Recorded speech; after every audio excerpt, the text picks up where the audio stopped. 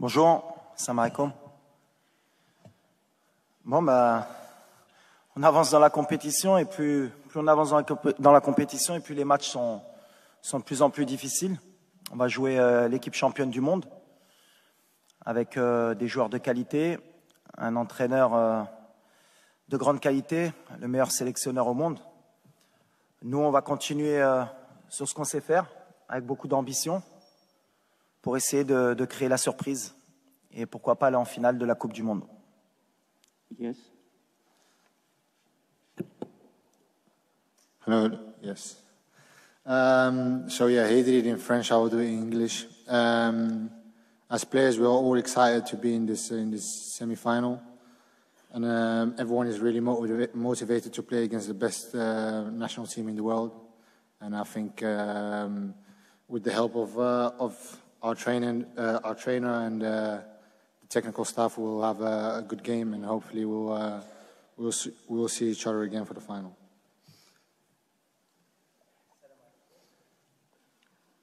عديل الرحموني مدير موقع ماتش بريس بالمغرب. سيد وليد الركراكي غدا إن شاء الله مباراة قوية ضد المنتخب الفرنسي. هل ممكن تعطيونا صورة على العناصر الوطنية التي جاهزة، لأن كل الشارع المغربي يتساءل على الإصابات للاحقة اللاعبين، لأن هذه هي المشكل الوحيد اللي صادف وليد الركراكي. Bon, comme tout le monde le sait, on a beaucoup de blessés, mais on récupère bien. On a un staff médical qui est de très haut niveau, et chaque jour il y a des choses positives qui viennent avec des bonnes nouvelles. Donc voilà, on attend toujours jusqu'à la dernière minute. C'est ce que j'ai dit depuis le début de la compétition pour prendre les décisions. Donc pour moi, il n'y a personne qui est out et il n'y a personne qui est in, on va dire. Voilà, on verra demain qui est prêt, qui n'est pas prêt, mais en tout cas, on mettra la meilleure équipe possible et les joueurs qui sont à 100% pour débuter le match. Colbert Yompan, Diaspora News Cameroun. Bonjour coach. Quel est le sentiment qui vous anime en ce moment? Celui de vous dire on a atteint les demi-finales, c'est déjà énorme, tout ce qui arrive, c'est un bonus, ou alors de se dire on est là, on donne tout pour la finale? C'est un peu ce qu'on veut changer comme mentalité. On est venu dans cette compétition avec beaucoup d'ambition et on est venu pour changer les mentalités, notamment de notre continent. Et c'est ce que j'ai dit aux joueurs. Si on est content juste d'arriver en demi-finale et de se dire que quoi qu'il arrive, on aura réussi notre Coupe du Monde, y en a beaucoup ici qui diront qu'on l'a réussi. Moi, je ne suis pas de cet avis. On est dans les 4 meilleures équipes du monde. On n'est pas arrivé par hasard. Et on a notre mot à dire demain pour aller en finale. Et on va être dans cet état d'esprit, en espérant que, comme je l'ai dit depuis le début, que notre adversaire ne va pas nous respecter, comme beaucoup d'équipes. Parce que c'est vrai que s'ils jouent à leur meilleur niveau et qu'ils nous respectent, ce sera beaucoup plus compliqué. Mais nous, on a confiance. On a joué les grosses cylindrées du mondial. On a peut-être le parcours le plus difficile. À chaque fois, on nous prédit l'élimination et on est encore là, avec nos valeurs. Donc non, aujourd'hui, je disais en début de compétition qu'on rêvait de gagner la Coupe du Monde. Plus on avance et plus on est proche de notre rêve. Donc voilà, on va se battre demain pour aller plus loin. Bonjour, Walid Regragui, je suis là. Hugo Moissonnier, Radio France Internationale. L'une des principales menaces qu'il va falloir neutraliser pour vous, ce sera évidemment celle de Kylian Mbappé. Dans sa zone, il y aura Achraf Hakimi. Les deux joueurs se connaissent évidemment très bien. Ils jouent en club et puis ils exposent régulièrement leur amitié sur les réseaux sociaux. Et même au Maroc, je crois que Kylian Mbappé est déjà venu voir son pote. Est-ce que vous allez avoir une conversation particulière avec Achraf Hakimi pour neutraliser Kylian Mbappé? S'il y a un joueur qui le connaît mieux que moi, c'est Achraf. Il s'entraîne tous les jours avec lui. Donc s'il a une idée précise du joueur qui est Kylian, c'est lui qui le sait. Donc non, on va pas mettre en place plus de dispositifs tactiques ou quoi que ce soit par rapport à Kylian, parce que malheureusement pour nous, il n'y a pas que Kylian. Quand on voit Griezmann, la qualité du joueur que c'est entre les lignes, quand on voit Ousmane, qui est pour moi le complément parfait de Kylian. Voilà, le danger, il vient à gauche, il vient à droite. Donc si on reste que focus sur Kylian, on fera une erreur. On va jouer collectivement. Achraf, c'est un des top players au monde aussi à son poste. Donc voilà, ça va être un beau duel entre les deux. C'est deux champions. Je pense qu'ils ne vont pas se faire de cadeaux. Donc voilà, c'est que nous, on ne se focalise pas que sur Kylian, on se focalise surtout sur l'équipe de France, sur les problèmes qu'on peut leur poser.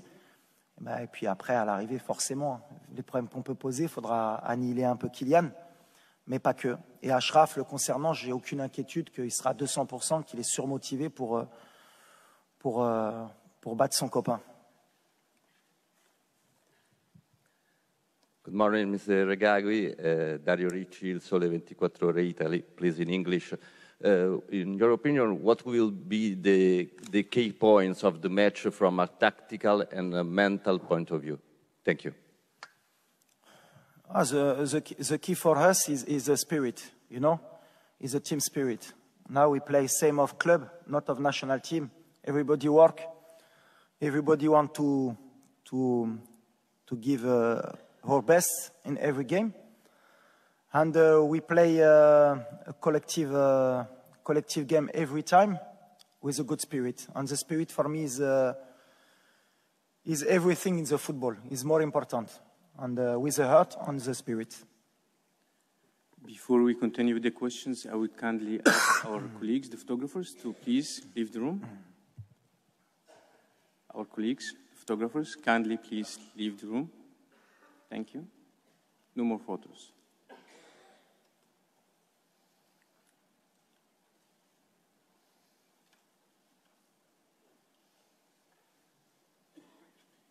Please go ahead with the question. Mourad Mouterokil, M24. Walid, bonjour. L'autre fois, je t'avais demandé, je voulais savoir ce que tu avais dit aux joueurs quand tu les avais regroupés au milieu du terrain. Et tu m'avais répondu, je leur avais demandé s'ils avaient toujours faim. Est-ce qu'ils ont toujours faim? J'ose espérer. Hein. Quand tu arrives en demi-finale de Coupe du Monde, si tu n'as pas faim à ce moment-là, c'est faire une demi-finale de Coupe du Monde, c'est pas donné à tout le monde. Il y a la meilleure équipe de la compétition qui est déjà sortie, c'est le Brésil. Et ils ne vont pas avoir la demi-finale, donc voilà. Et ils le savent. On est une équipe ambitieuse, on a faim. Maintenant, est-ce que ça va suffire? Je pense que ça peut, avec l'état d'esprit. On est confiant, on a envie de réécrire l'histoire, on a envie de mettre l'Afrique sur le toit du monde. Et ça, c'est une des valeurs qui va être importante pour demain, parce qu'il faudra être fort pour nous sortir de la compétition, même si je sais que tous les pronostics sont contre nous. Mais nous, on a confiance. Alors peut-être qu'on est fou, mais c'est bien d'être fou. Mais nous, on a confiance, je le répète. Et on n'est pas fatigué, je le répète aussi. Donc si ça peut les embêter jusqu'à demain, parce qu'apparemment ça veut être rassurant à dire qu'ils vont être fatigués. Non, on ne va pas être fatigué. Depuis le début de la compétition, tout le monde dit qu'on va être fatigué, on ne va pas être fatigué. Tu ne peux pas être fatigué à une demi-finale de Coupe du Monde. Donc on a faim et on n'est pas fatigué. Hi, Noah from the Netherlands. A question to both. There will be about 30 extra flights coming over with Moroccan fans to Doha. What does it mean to you both that so many fans will be here supporting you?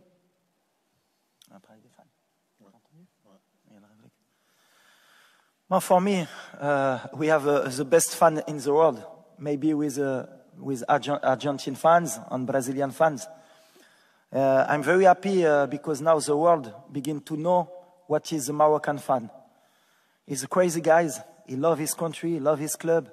He can travel anywhere to come to support your country. Maybe tomorrow you have more of 20,000 people minimum. He can come to support us. And I'm very happy because the World Cup can give this picture of the fans of Morocco. And tomorrow, sure, we play at home.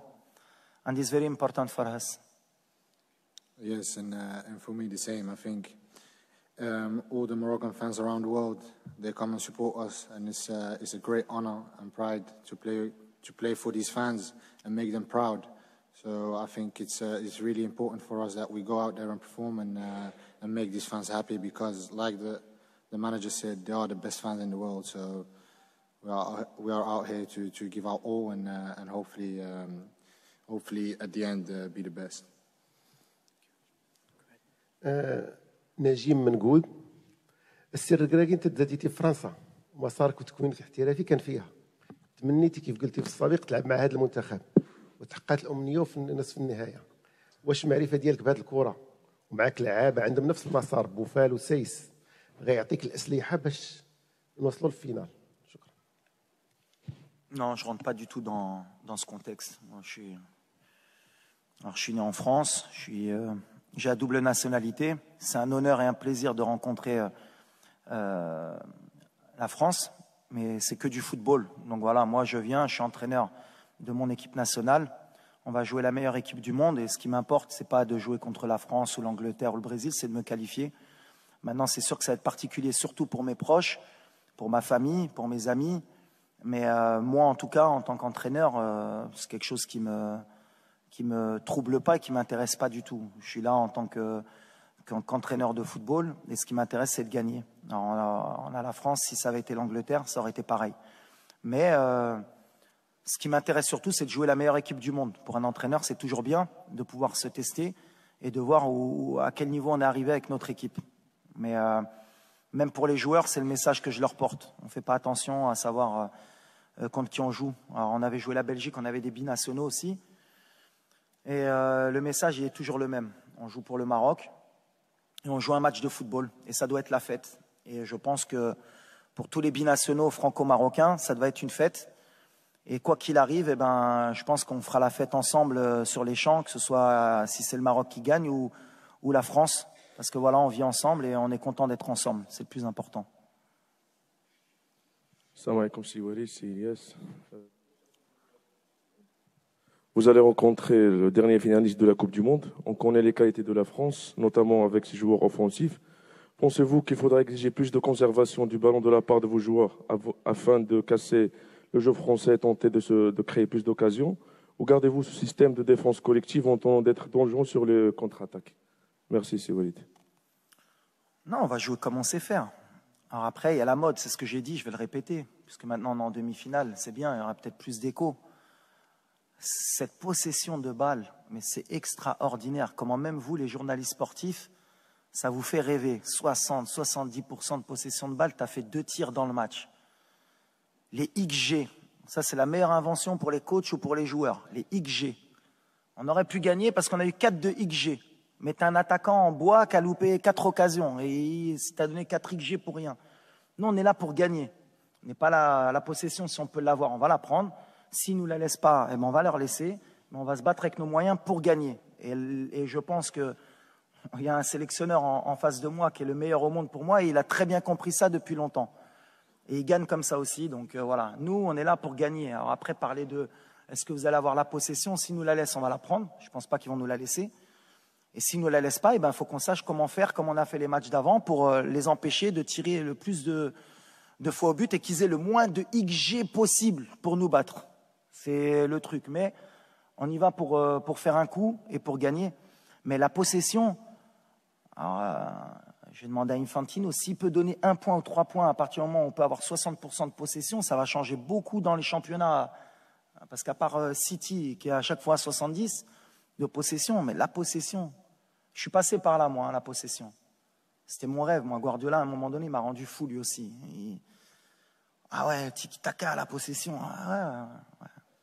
C'est sûr que quand tu as De Bruyne, quand tu as Bernardo Silva, quand tu as XY, la possession, c'est bien. Gagner. Moi, ce qui m'importe aujourd'hui, c'est que l'Afrique, aujourd'hui, parce qu'il y en a beaucoup, et notamment les journalistes européens qui ont critiqué un peu notre jeu, moi, je pense que ça les embête aujourd'hui de voir une équipe africaine jouer un peu comme les équipes européennes qui ont compris. Alors, je sais que ça fait plaisir de temps en temps. Ils étaient sympas, ces Africains. Il y avait un peu de danse, ça jouait bien, ils nous ont fait plaisir. Bouffal l'a mis 2 petits ponts, c'est magnifique. Mais il rentre à la maison. Non, c'est fini. On est passé à autre chose. On a envie de gagner. On a envie de gagner pour l'Afrique, on a envie de gagner pour pour les pays qui sont en voie de développement, qui dans le football, pour qu'ils apprennent qu'aujourd'hui on peut gagner avec un minimum, parce que c'est le football. Il n'y a pas qu'une manière de jouer. Et je prends exemple sur la France. Parce que c'est bien beau, mais moi 2018, ils m'ont fait rêver la France, comment ils ont joué. Ils ont tout compris. Ils ont explosé tout le monde. Et contre l'Angleterre, ils n'ont pas eu 40 occasions. Ils ont explosé tout le monde. C'est la meilleure équipe. Si on peut prendre un peu exemple sur eux, demain, pourquoi pas. Mais XG, possession, c'est bien. Les datas, je crois qu'on a 0,01% de chance de gagner la Coupe du Monde au départ de la compète. Je ne sais pas, on est monté ou pas à peu près. Peut-être on doit être à 0,03 peut-être maintenant. Mais on va essayer de faire mentir cette statistique. Alors peut-être demain, je vais passer pour un con. Hein. On va dire, ah, il a trop parlé. On est à 12. Alhamdoulilah. Alhamdoulilah. On va essayer de monter après le match un peu plus. Bonjour, monsieur Garoui. Bonjour, cher. Je suis Fernando Valecri-Barros, je suis freelance et je travaille pour le Stade de São Paulo dans cette Coupe du Monde. Il y a 8 mois, votre prédécesseur, il y a eu des énormes difficultés pour souder une équipe. Vous arrivez, vous formez un groupe avec des joueurs des origines différentes et le Maroc est là, c'est en réalité. Vous êtes dans les carrés finales. Explique-moi un peu les secrets pour souder un groupe. Qu'est-ce que vous avez fait? Et pour Cher, je voudrais savoir sur l'idée de faire venir les familles. Avec qui de votre famille est ici avec vous et quel support cette expérience de venir avec vos proches vous donne comme force? Merci beaucoup.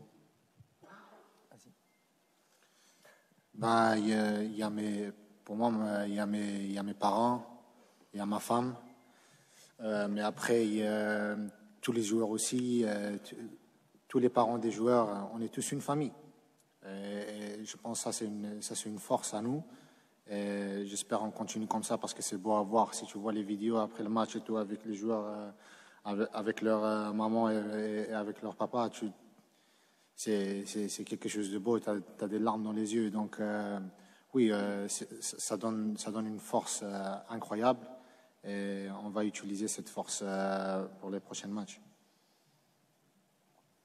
Par rapport à la situation, ce que j'ai pu apporter, je pense que c'est surtout les joueurs. Moi, j'ai essayé de créer rapidement un groupe, c'était important. Et j'ai beaucoup réfléchi à comment aborder le tournoi, parce qu'en fait, la compétition de la Coupe du Monde, ça n'a rien à voir avec des qualifications ou avec une préparation sur du moyen ou long terme. Donc on était sur du court terme, il fallait préparer une équipe pour un tournoi. Comment faire pour gagner des matchs dans un tournoi et se qualifier?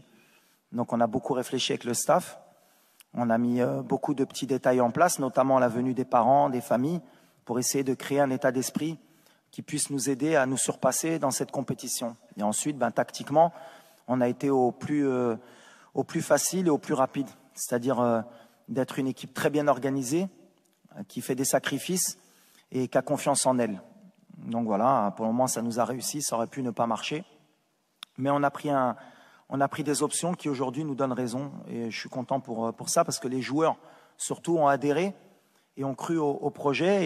Et je suis tombé sur des vrais bons gamins qui aiment leur pays et qui m'ont suivi.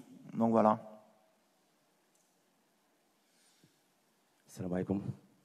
هشام فرج من الشركه الوطنيه لدعوه التلفزه المغربيه. مرحبا سي وليد، سي الياس.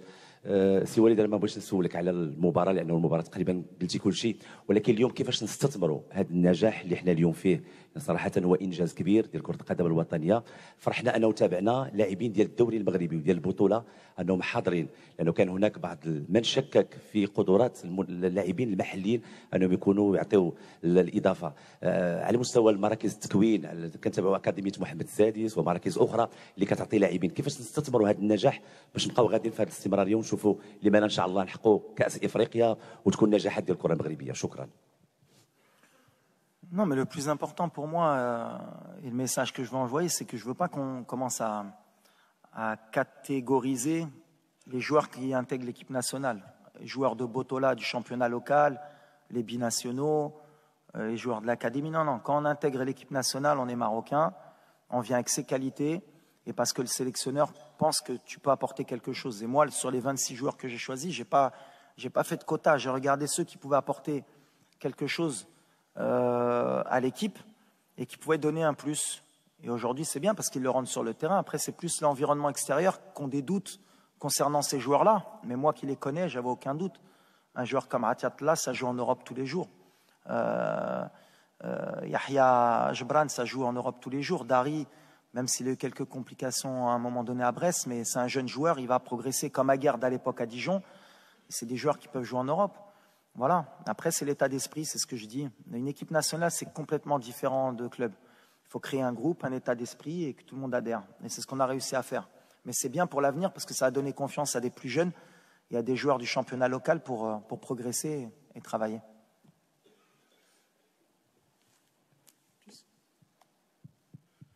Bonjour coach, Luis Miguel Pascual de l'agence de presse espagnole ici. No. Please ask the question in English, French or Arabic. French, Spanish is okay. Je parle en français, vous inquiétez pas. Ah, okay. En français. Please.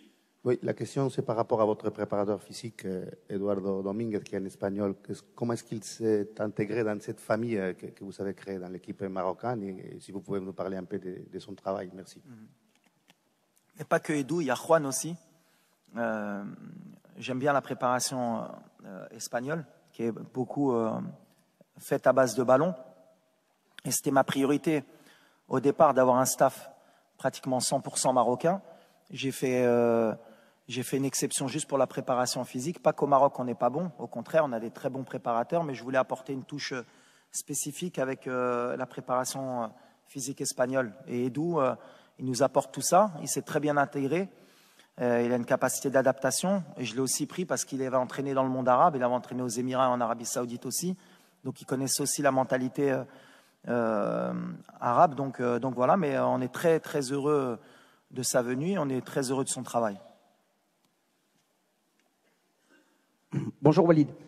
Emmanuel Branguet pour l'agence France Presse. Tu connais forcément très bien le football français, puisque tu en es aussi. Est-ce que tu peux parler du fait que la formation marocaine a été relancée, notamment par l'Académie Mohamed VI, etc., et que c'est aussi un long processus et un long travail, et que cette équipe de 2022, elle arrive de très loin, à la fois du recrutement, d'aller rechercher des binationaux et de former des joueurs au pays? On a la chance que Sa Majesté, que Dieu l'assiste, a mis beaucoup de moyens pour faire progresser le football au Maroc. Et c'est aussi en grande partie sa réussite aujourd'hui, d'avoir créé l'académie, d'avoir mis les moyens dans les installations au Maroc, avec la création de beaucoup de stades, beaucoup de terrains d'entraînement. Et l'académie, bien sûr, fait partie du projet royal. Et c'est bien parce qu'on a toujours bénéficié des binationaux au Maroc. Moi-même, je suis venu jouer en étant binational et la génération de 2004, il y avait beaucoup de joueurs formés en France. Mais on a vite compris qu'il fallait aussi créer de la formation chez nous, avoir des forces vives qui font partie du pays. Et avec l'arrivée de joueurs comme El Nasseri, Tegnaouti, Ounahi, Aguerd, d'autres joueurs comme Banoun, Dari, qui sont des produits locaux, on va dire, et ben c'est bien. Ça veut dire que l'Afrique et le Maroc progressent dans ce sens-là. Ils ont enfin compris qu'il fallait se prendre en main. Et Sa Majesté a eu cette vision. Et heureusement pour nous, aujourd'hui, elle fonctionne et elle montre au monde que voilà, au Maroc, on avance et on travaille, comme je l'ai dit. سؤالي باللغة العربية. كريم عبد المحسن موقع كورة. بداية بهني الكابتن وليد على الإنجاز اللي حققه ونتمنى إن شاء الله إن هو يكمل لنهاية الحلم اللي قاله من أول يوم. بعد النجاح الكبير اللي الكابتن وليد حققه في كأس العالم بالتأكيد في عروض كتيرة سواء جت أو هتيجي بعد نهاية البطولة. هل كابتن وليد قراره إن هو الاستمرار مع منتخب المغرب أيا كان الوضع ولا ممكن ياخد تجربة جديدة؟ شكرا. Alors, merci, mais nous, on est concentrés sur la demi-finale.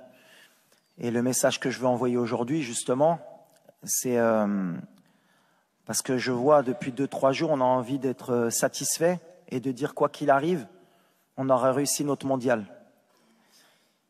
Et je veux changer ça. Alors vous allez me prendre pour un fou, mais non, c'est pas comme ça qu'il faut qu'on pense.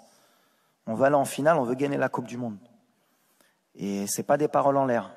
On n'est pas là pour être content juste d'avoir mis l'Afrique en demi-finale de la Coupe du Monde. Il faut qu'on aille plus loin. Peut-être qu'on n'aura plus cette occasion. Donc pour ça, les joueurs, ils sont prêts à tout. Le staff est prêt à tout pour créer la surprise demain, comme on l'a fait contre la Belgique, la Croatie, l'Espagne, le Portugal. Alors on tombe sur la meilleure équipe du monde, mais peu importe. Aujourd'hui, on est vraiment concentré et on a une énergie qui va être extraordinaire, qui va nous pousser demain pour rééquilibrer un peu les débats. C'est comme un match de coupe. Voilà, quand il y a l'envie, quand il y a la ferveur, quand il y a le public, je pense qu'on est capable. Me concernant, moi, sur mon avenir, je suis marocain, je suis concentré sur mon équipe nationale et j'aime mon pays. Voilà, c'est le plus important. Walid Regragui, bonjour. Lassana Camara de panafricanfootball.com. Je vous ai connu à Corbeil-Essonnes. Les Tartérés, les quartiers difficiles, ça vous dit quelque chose. Est-ce que le fait d'avoir commencé à jouer là, d'être formé là, ça vous aide à comprendre les joueurs maintenant? Parce que beaucoup d'entraîneurs africains ont cette difficulté-là à comprendre les joueurs qui viennent de la diaspora. Et en plus de ça, conjugué à ça, vous étiez entraîneur du Wydad. Le 31 mai, vous étiez champion d'Afrique. La Ligue des champions africains, vous l'avez gagnée. Là, le 18 décembre, vous pouvez gagner la Coupe du Monde. Et toute l'Afrique attend que ça. On a fait aussi. Les journalistes africains ont suivi nos équipes africaines. Chaque année, c'est les branlés sur branlés. Ça sera la première fois de ma vie que je ne supporterai pas l'équipe de France parce que je suis l'équipe de France depuis 5 ans. Mais je veux cette coupe-là. Le Maroc, il faut donner cette coupe-là à l'Afrique. Inch'Allah. Non, écoute, ouais, j'ai grandi à Corbeil, dans les quartiers populaires. Après, j'ai pas envie d'en faire une histoire. Le jeune de banlieue qui réussit, il est parti d'en bas. C'est magnifique l'histoire. J'ai vu il y a plein qui sont partis dans mon quartier où j'ai grandi il y a 30 ou 40 ans pour faire des storyboarding de regarder, on peut réussir. C'est un truc comme pour... j'ai envie de changer les mentalités. Compétences. Qu'on vient de banlieue, qu'on vient de Saint-Germain-en-Laye, t'es bon.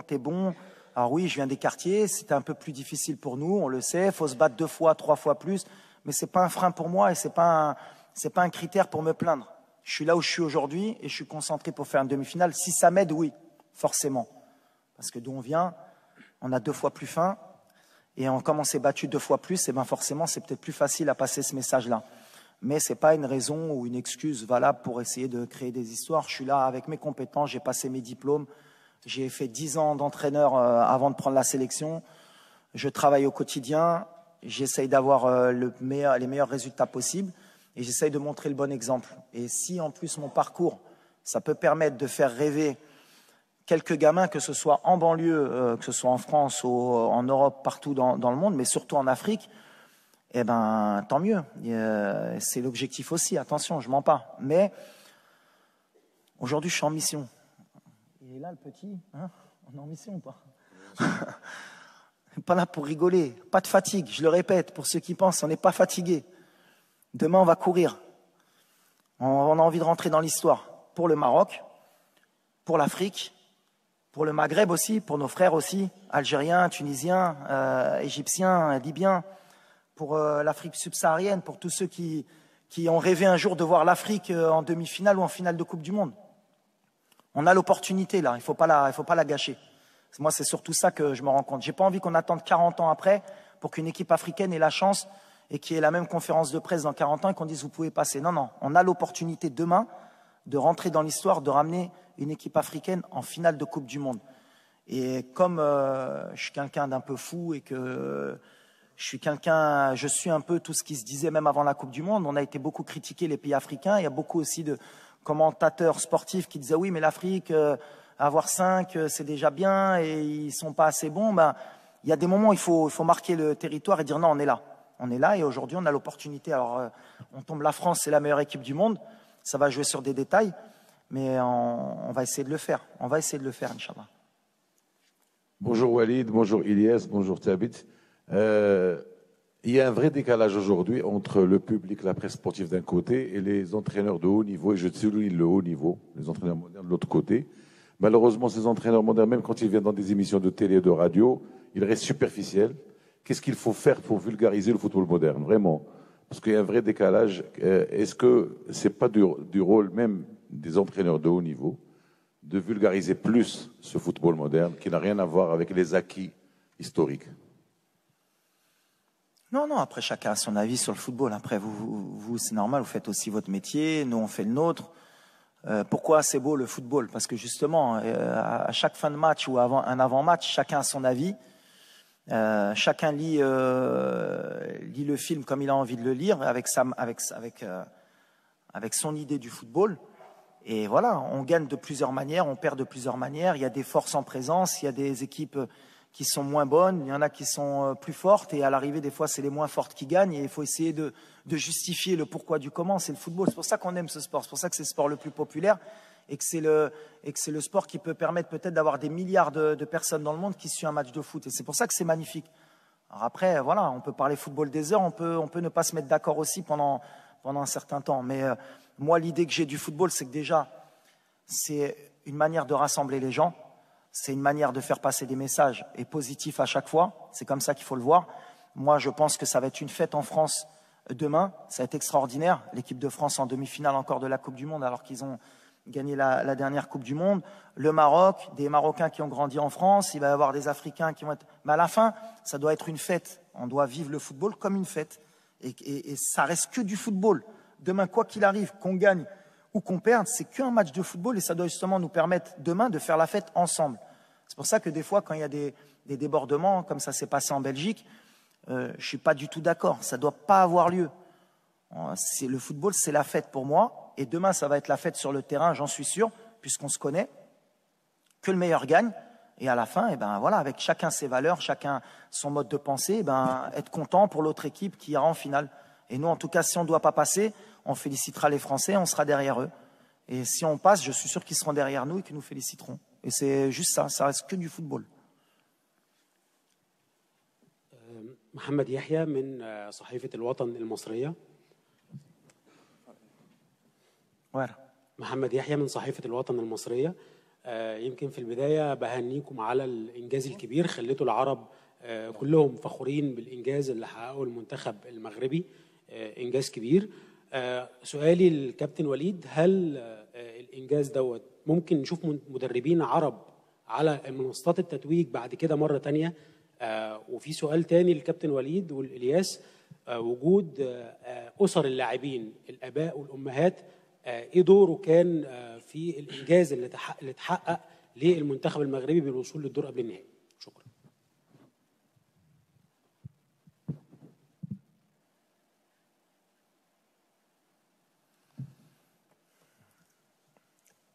Nous, ce qui est important pour nous, et je parle toujours que de football, c'est ce qui m'importe. Nous, on essaye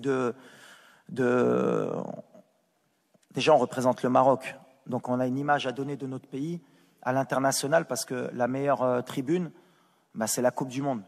Donc, si c'est bien ce qu'on a pu véhiculer, c'est-à-dire le rapport entre les joueurs, les familles, notre culture, d'où l'on vient, comment on est, comment on peut se comporter avec nos mamans, avec nos épouses, parce qu'il y a beaucoup aussi de gens qui ne connaissent pas vraiment notre culture, et c'est une bonne tribune. Mais après, nous, surtout, ce qu'on veut montrer, c'est notre football sur le terrain. Alors, on représente, aujourd'hui, on nous parle qu'on représente bien sûr le monde arabe, l'Afrique, le Maroc. D'abord, on représente le football, notre manière de jouer, le Maroc. On représente notre pays, comment sont les Marocains, comment ils vivent le football. Je vous ai dit qu'on était un peuple de passionnés. Il y aura sûrement 20 000 personnes qui vont se déplacer. Et quand on connaît les moyens des gens marocains pour venir au Qatar, se déplacer, mettre beaucoup d'argent, c'est pratiquement un budget pour certains pour venir supporter leur équipe, tout comme les Argentins, les Brésiliens, ça montre la ferveur du peuple marocain pour le football. Donc si on peut le montrer, c'est bien. Si on peut faire rêver des gamins dans le monde, que ce soit en Afrique ou dans le monde arabe, c'est encore mieux. Et si on peut donner une image positive de notre pays, du monde arabe, de notre religion aussi, c'est encore mieux aussi. Parce que comme je l'ai dit, le vivre ensemble, c'est le plus important. Et je pense que le Maroc, notamment, c'est un pays qui a toujours montré beaucoup de respect pour toutes les religions, pour toutes les cultures. Et c'est un pays qui est magnifique. Et je parlais de Nia, c'est un pays qui est vraiment Nia, le Maroc. Alors vous traduirez en brésilien, en anglais, en français la Nia, vous chercherez, comme ça vous obligera un peu à comprendre. Mais le Maroc, c'est cette qualité. On est accueillant, on est prêt à donner, et des fois, on n'attend rien en retour. Alors, ça peut être un défaut, mais c'est pour moi une qualité. Et donc, si on a pu montrer aux yeux du monde qui sont les Marocains, qu'est-ce que le peuple marocain, et grâce à Sa Majesté, que le Maroc progresse et qu'on avance, eh ben, c'est magnifique. Il n'y a pas meilleure tribune que la Coupe du Monde, et je pense qu'on a montré un bon exemple, et on va essayer encore demain de montrer un bon exemple avant et après le match. Ben, pour moi, le coach, il a tout dit. Hein. Il n'y a rien à rajouter. Donc, toujours tout dit, le coach. Okay. Last question to the coach before we give 2 questions to Ilyas, and then we wrap up the press conference. Hello, here in the middle. Yeah, please. Benjamin Zummer from Germany. My friend from Deutschland, Bayern Munich. Hello. One question to the player. How would you describe your coach? How is he like talking to your players? What would you say is important to him? And then to the coach, what's the right answer? So what are the principles of your work? What do you want to see from your players when you work with them in training or even outside in the camp? Yeah.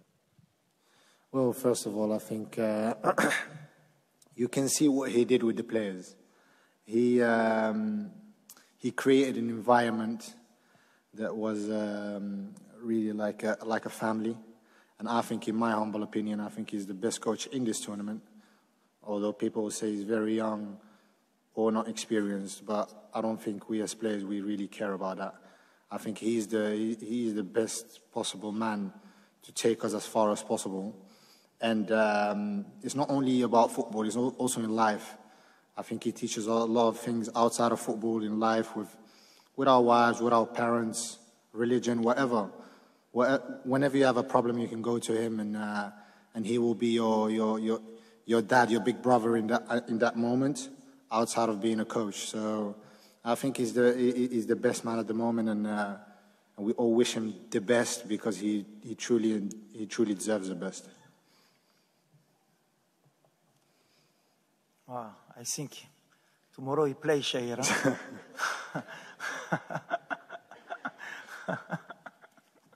Merci, mon petit. So, one question to the coach and one to the captain, please. Over there. Yeah. Good morning, Coach. GB Olivero, Gazzetta dello Sport from Italy. Congratulations for your job, because more your players are at their best now. Do you think they will play so well also in their clubs after World Cup? And this tournament is for them a magical period or the turning point of their career? Thank you.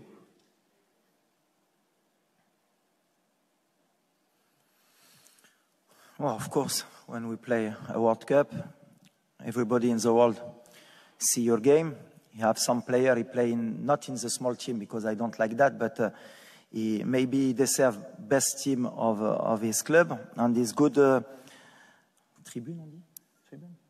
tribune for us to show his quality. But now everybody is focused for this World Cup. You want to make history, and after, you know, the player, he have his manager, he have his journalist, for he make them a publicity, and he changed the club. But now everybody is focused with Morocco, and that is important for me and for the country. Last question to Ilyas Al-Shar, please. Question to the player, yes. Where is he? Hello, my name is Fisayo Dairu from Nigeria. I want to ask you, Elias, you're one of the few players that haven't had much minutes with the national team in this competition. How is that? How easy or difficult is that to take in such a competition that has put your country on the history books? I am in the semi-final of a World Cup. Me as a little boy, I could have never ever dreamt of something like this. I know every single player wants to play. There's not one football player in the world that doesn't want to play football.